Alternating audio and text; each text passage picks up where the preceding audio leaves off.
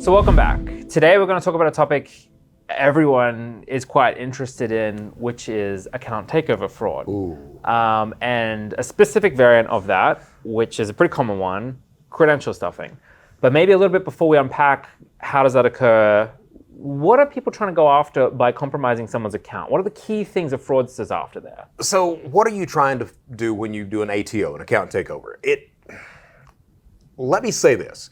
If you have a business that has a product or service which makes money, a fraudster can and will make money off of that same product or service. That's the big thing. And if you understand that, you understand why an account takeover is important to a fraudster. He can get your payment instrument. He can potentially sign up, but he can take over an account, launder money through the account. He can buy product from the account. He can get information from the account. If it's a retail or merchant account, by him taking over that account, he can actually come in and look more legitimate than if he set up a new account and then tried to commit fraud on the new account. Establish more trust. Exactly. So what it boils down to is that every single account has value to a fraudster. If he takes over your email account, think about the information he can do, the damage he can do for that.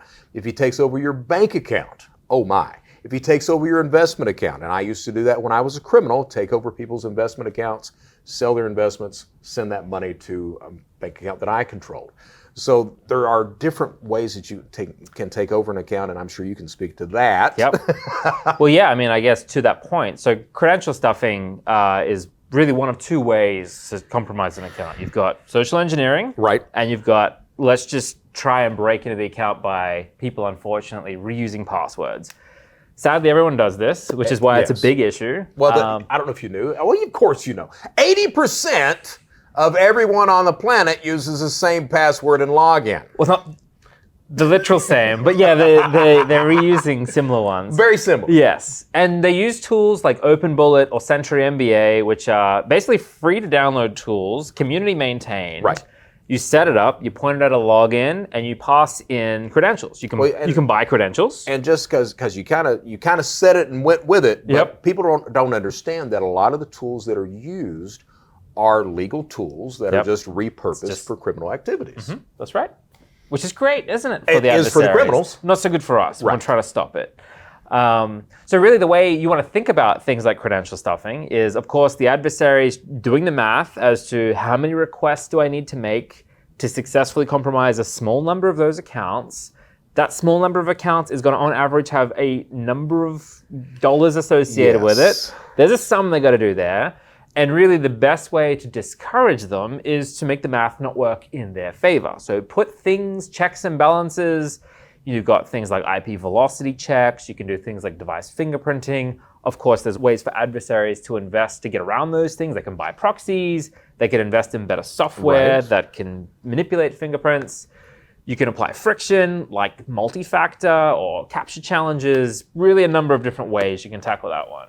A number of ways. And one thing that people need to understand is that fraudsters, we are a frugal lot. Yeah. We do not like to spend a lot of money because... Is that why your bill is quite cheap? Is that... Well, you know what they say. Okay. But it's interesting, though, because a lot of people don't understand that fraudsters, it's not just one account that we're trying to take over. It's multiple accounts at the same time. Got to make it make sense. And each account takes time, effort, and money. And they're not the same dollar amount in each account. Not. There's an average you got to maintain. So because of that, we look for the easiest access that gives the highest return of investment. So if you, as you said, if you force a fraudster to use multiple tools, that raises his cost of committing that crime. He's going to find an easier access point. Perfect. Thanks, Brett. And that's credential stuffing for today. We'll see you on the next segment.